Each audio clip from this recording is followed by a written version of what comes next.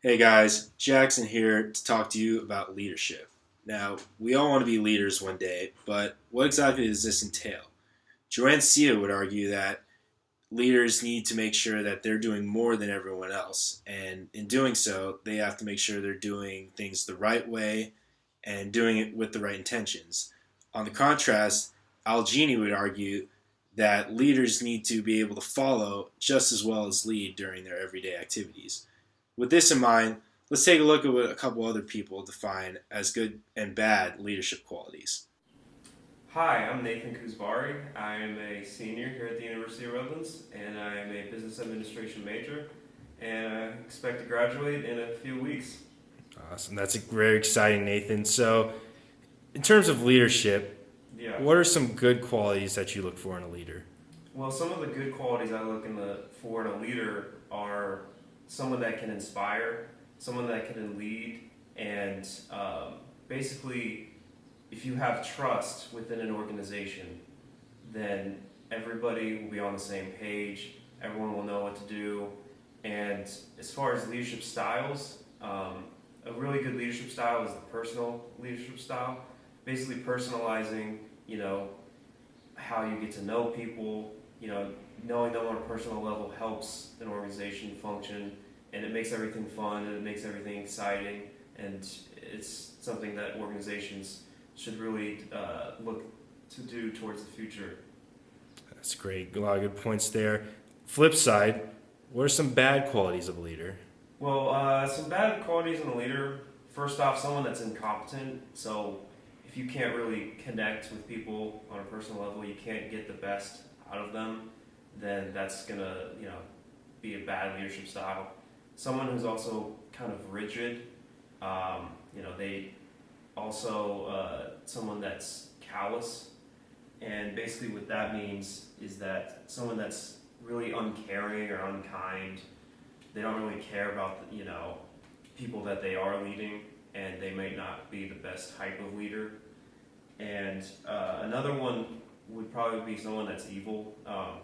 That's probably not as prevalent nowadays, but if you look at leaders through history like Adolf Hitler, um, evil leaders have not been a good influence on others, but they can still be effective leaders even though they have bad leadership qualities. Some good examples there. Some good examples there. Final question, Nathan. Yeah. 10 years from now, you're president of the San Francisco Giants.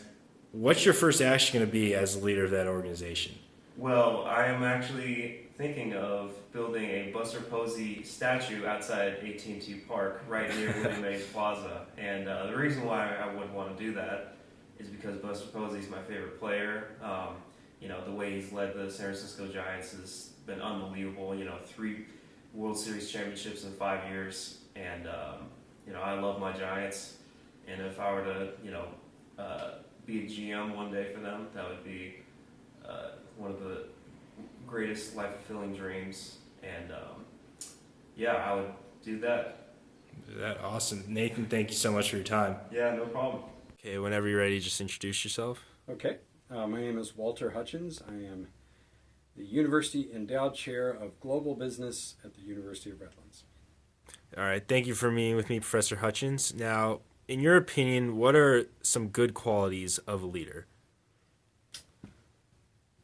Well, the first thing I'll say as an academic is if you want to explain something in a theoretical sense, you're sort of assuming there is a coherent theory that unifies that. And I'm not a scholar of leadership studies, but insofar as I can discern anything about that field, there's not one answer to this question. There's a variety of leadership styles that have been effective historically.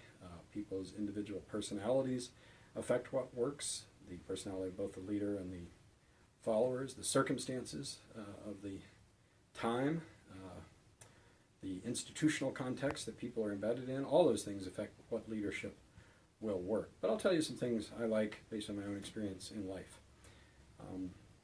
When my father was talking to me when I was very young, looking for one of my first jobs, he said, "Some people think you get to the top by pushing other people down and climbing over them." And he said, actually, people at the top are often there because they've been pushed up by other people.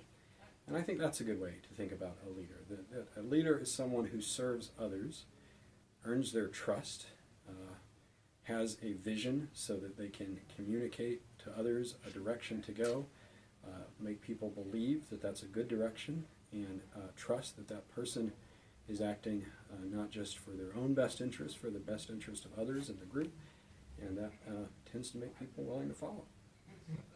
That's a great answer. A lot of good points there. Now, on the flip side, what would you say are some qualities of a bad leader? We've all had a few in our lives. And so can just say that I didn't like this boss or my parent in this situation because of this. The most obvious contemporary example for me is Donald Trump. He is a bad leader in my judgment because he brings out the worst in people, not the best. You see that in his rallies. They're sort of like Lollapaloozas of borderline racism and violence. He says outrageous things. He talks critically about the American press when the Second Amendment, the First Amendment, just the First Amendment, is a core of what it means to be an American. And he'll be critical of the press that are there to cover him at a rally and say really vulgar things about one of the core values of our country. Meanwhile, he'll praise Putin, right, who is a autocrat.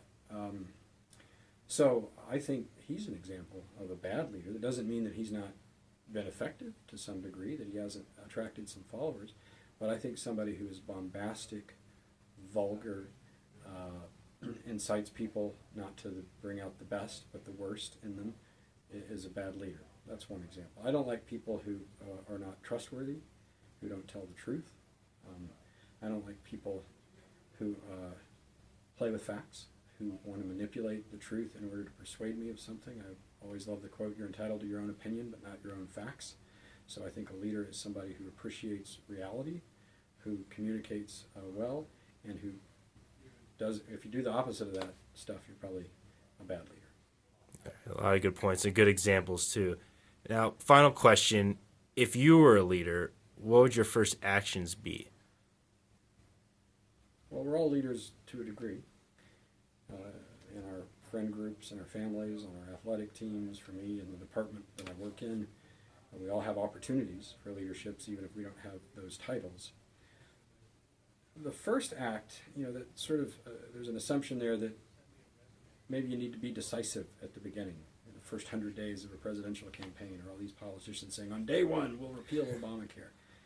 Well, that may be in certain circumstances, with certain groups of people, the exactly right approach. But I think in many cases, a good move for a leader is to do nothing. The Chinese say wu wei, that through doing nothing, all things can be done. This is an underappreciated thing in our culture, but it may just be the right move as a legislature not to interfere with an economy. It may be just the right thing to do when people are, having a fight, to just not contribute. Don't fan the flames. Keep your counsel to yourself.